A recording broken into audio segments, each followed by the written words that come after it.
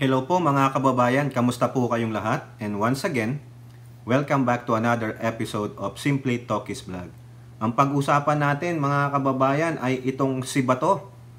Kasi patuloy po ang pag-iingay niya at nag-aakusa siya sa mga mambabatas, lalo na sa HOR.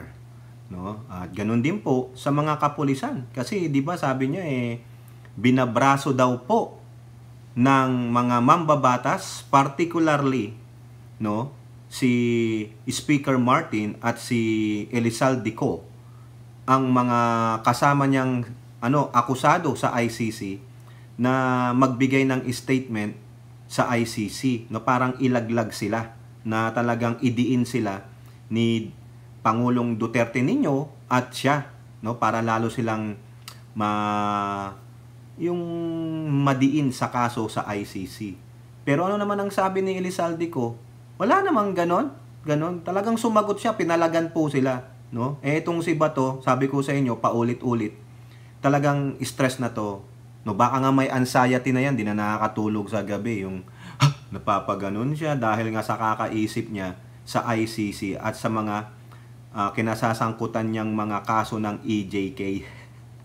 O di ba ang HOR, nag-iimbestiga nga diyan. Sabi nga ni Ace Barbers at ni Dan Fernandez na yung kanilang investigasyon tungkol po sa EJK pwedeng magamit ng International Criminal Court. Okay, at nandyan din po si former Senator Trillanes na lalaban po ng mayor ng Caloocan for the meantime, ayun ang sabi niya, meron po siyang binigay na pahayag din dito sa sinabi ni Bato.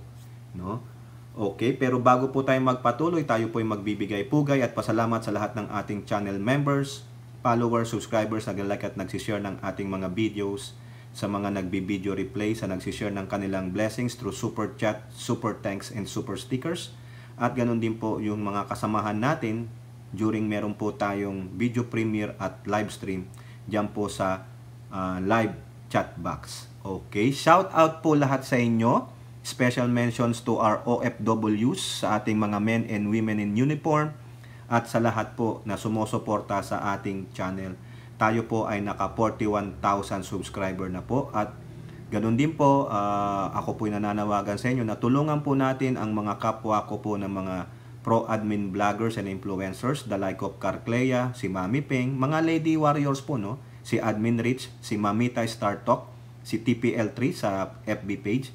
Hindi ko nabanggitin si Mima, pero binanggit ko na. Ganon din po, tulungan din natin si Boyet Antonio, may bago po siyang YouTube channel. Prangkahin natin, all capital letters. Tulungan po natin kasi naipasara po yung kanyang main YouTube channel, yan, alam niyo na kung sino nagpasara, di ba? Okay. So, ito po, bilisan na natin to para hindi po tayo magtagal, Doon po sa akusasyon ni Bato tungkol doon sa binabraso nga po ni Speaker at nila Elizalde Co, yung mga kapwa niya mga akusado na si Karamat particularly, pinalagan po siya dyan. Ito po ang sabi ni Ace Barbers sa balita ng Politiko. Marites lang. Barber dismisses Bato de la Rosa's claims of pressure in extrajudicial killing probe. Ayan. Marites lang ba to? Wala kang ebidensya Di ba? House Committee on Dangerous Drug Chairperson and Surigao del Norte Representative o kapwa niya Mindanawan yan, Robert Ace Barbers does not believe Senator Bato claims that a police general, ito si Karamat to Kasi sabi niya nga daw, si Karamat daw po, sabi doon sabi nila, na si Karamat, kinakausap si Speaker. Sabi ni Elizalde Co na i-squill niya daw lahat in exchange na gawin siyang PNP chief. Sabi ni Speaker, no, hindi pwede. It's only the President. It's on the President's prerogative. So tama po ang Speaker. Hindi ko pwedeng gawin yan dahil hindi naman ako ang Presidente. Ang Presidente ang may karapatang mamili ng kanyang PNP chief. Which is correct, di ba? Was pressured to testify against him and former President Duterte regarding the EJK during the War on Drugs campaign. Ngayon ang sabi ni Bato Mukhang marites lang yun, sabi ni Barbers. Tama naman. Di ba? Marites lang kasi walang mapakitang ebidensya si Bato. Di ba? Barbers also dismissed De La Rosa's claim that the investigation on the Quad Committee, kasi nagbuo po ng Quad Committee. 4 na committee sa HOR ang nagsama-sama para po ipagpatuloy itong operasyon ng POGO, proliferation of illegal drugs, and EJK will be used against him. Sabi niya, yan daw quad na yan no? Yung 4 na committee. Biruin yun, 4 na committee magsasama-sama. Sabi ni Bato, para daw magamit sa kanila at kay Duterte. Takot na talaga mga kababayan kung wala ka namang kasalanan. Tulad ng sinabi niya, open naman daw siyang makausap ng ICC, harapin ko sila para linawin ko ang pangalan ko. Gano'n naman pala. Bakit ganito ang attitude mo? Na lahat na lang gagawin ng HOR about this illegal POGO, proliferation of illegal drugs, and EJK, tungkol sa inyo at kay Duterte. Di ba? Hindi ba para maayos, malinis ang kasamaan, ang katiwalaan at katarantaduhan sa ating bansa? Magbago naman, di ba? Ang sabi pa ni Barbers, ang amin po yung katotohanan lang sa likod ng mga sindikatong ito. Ano itong mga sindikatong ito? Sino nga sumusuporta dito? Sino ang protector? Sino ang cuddler ng mga sindikatong ito na pinayagang mamayagpag itong mga illegal na gawain sa ating bansa? Wala pong politika na pinag-uusapan dito. Di ba? Pero si Digong, siya ang pumayag na pumasok ang POGO Tapos, ulitin natin, paulit-ulit tayo dito para po tayong sirang plaka na rin. Na kinuha niya si Michael Yang na economic advisor niya. Pero napatunayan pala itong Michael Yang ay isang malaking drug lords. Biruin mo, hinahanap ni Duterte kung sino ang drug lords, yung pala kinuha niya. Huwag niyo sabing di niya alam yun. Palabas lang ni Duterte yun. Di ba? Itong usapin ng investigasyon sa EJK, napakalaki po ng impormasyon na pwedeng maitulong ng ating senador. Dahil during his time as Chief PMP, dito po lumalabas na marami po nagkaroon ng EJK. We would appreciate any information. In fact, magagamit natin yung kanyang wisdom, yung kanyang experience sa pagsusulat ng batas sa ganon. May iwasan na po itong mga ganito. Correct naman.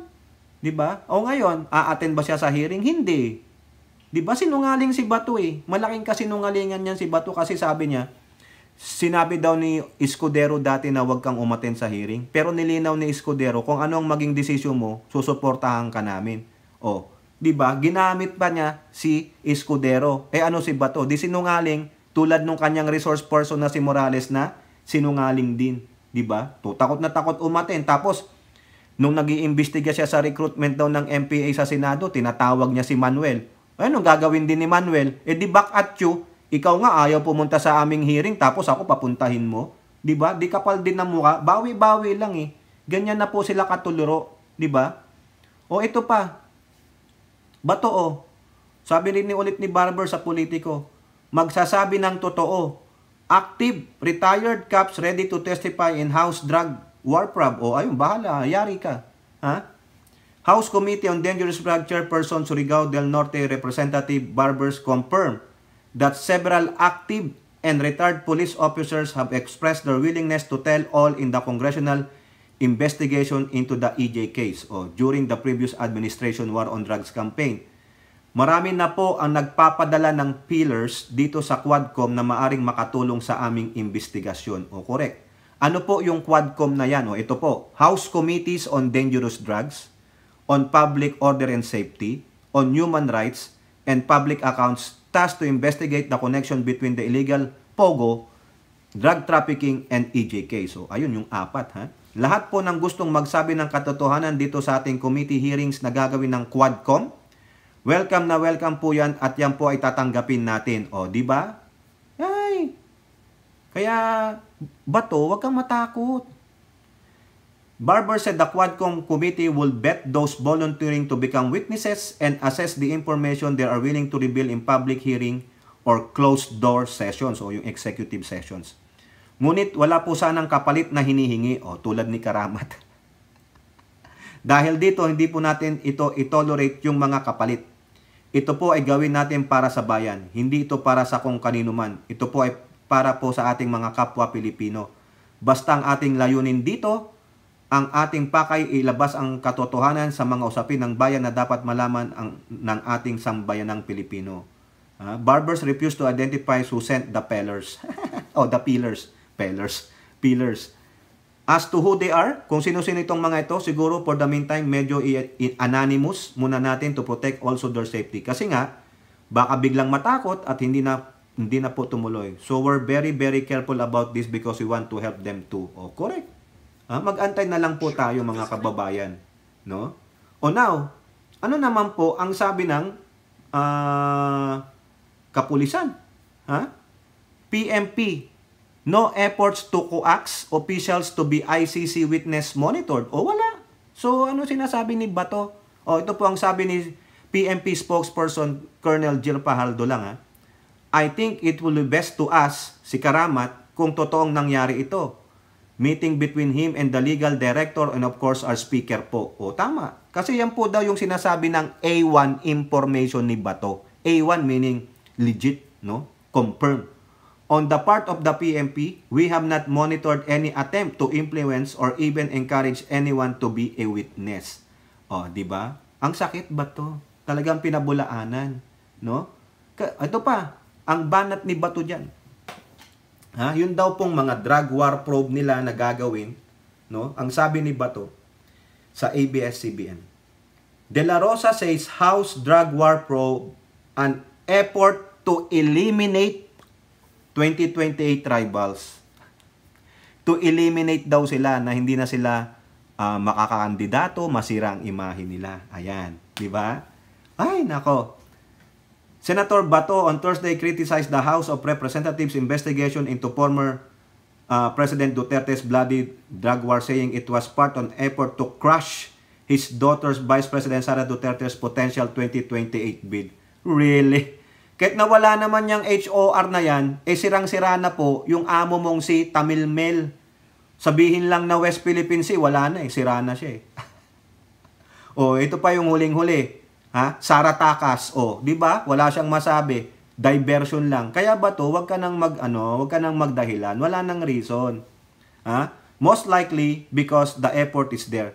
Halata naman natin kung sino yung nandong nagkukumbin sila na mag-testify against Duterte. They will erase their perceived opposition. Dahil kung idaan sa eleksyon, mukhang mahirapan naman talaga sila kay Vice President Inday Sara.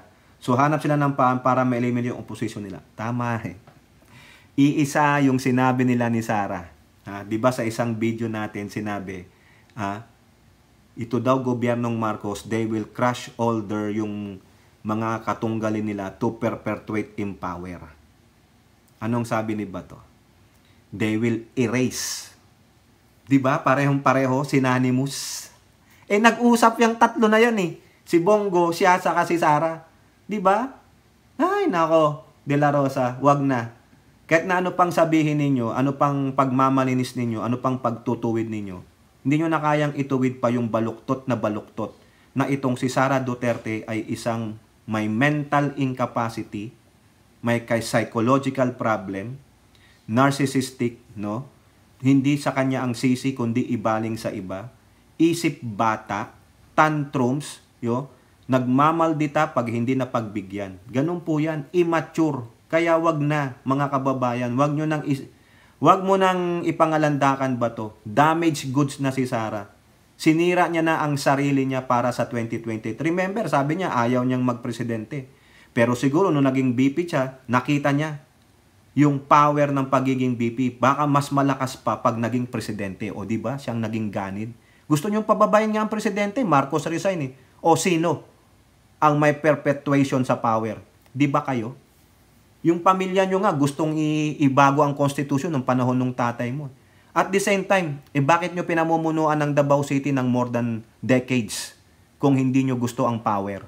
Di ba? Tapos sasabihin niyo, may perpetuation of power ang Pangulong Marcos. Diba? Bakit? Naging mayor ba siya ng Ilocos doon sa Banilan for how many decades? Hindi. He give up. Ilang taon lang siya naging governor, vice governor. Ilang taong naging congressman, ilang taong naging senator. Diba? Isipin ninyo. Sila, paulit-ulit lang. Duterte, ilang dekada. Mga kababayan, 3 decades na, puro Duterte lang. Tapos sasabihin nyo, ang may ambisyon to perpetuate in power ay ang Pangulong Bongbong Marcos. Kung ganoon na rin lang naman, payag na ako. Marcos na lang palagi para hindi na kayo makaupo. Dahil kayo mga ganid kayo. Mga demonyo kayo, 'di ba? Malakas ba siya sa 2028? Tingnan natin mga kababayan. Sabihin mo nga lang diyan, sabihin ko sa inyo Karina, West Philippine Sea, tapos ang kaso. No? O ito po yung last article natin tungkol ito kay Trillanes, no? Ang sabi niya lang dito, Trillanes, I've been seeking witnesses versus Duterte Bato since 2017. Tama. Kasi sinasabi ni Bato, kalokohan ni Trillanes, no? Naghahanap ng mga ano lang yan, yung mababayaran niyang mga witness. Kino-coerce niya. Kasi kasama daw si Trillanes doon kay speaker, sabi niya O anong sabi ni Trillanes? Since 2017 pa ako naghahanap ng witness. Which is true naman. Di ba? Ito po sabi niya. Bato de la Rosa has been ranting lately because I was supposedly trying to convince witnesses to testify against Duterte and him. Di ba 2017 ko pa ginagawa yan? Di ba tama naman siya? At hindi ko ihihinto na gawin yan hanggang sa mapakulong ko si Duterte. Kuha? Tama. Ang tapang ni Trillanes, no? Iboto nyo po yan, kayong mga taga-Caloocan. Iboto nyo po yan na maging mayor ninyo. Matapang po mas matapang kaysa kay Duterte at kay Quiboloy. Yung sinasabi ni Duterte, iisa lang ang bayag niya. Baka si Duterte walang bayag, saka si Quiboloy. Kayo po mga kababayan, ano pong inyong masasabi? Comment down below and don't forget to like and share. Hope to see you on the next videos. Bye-bye. God bless.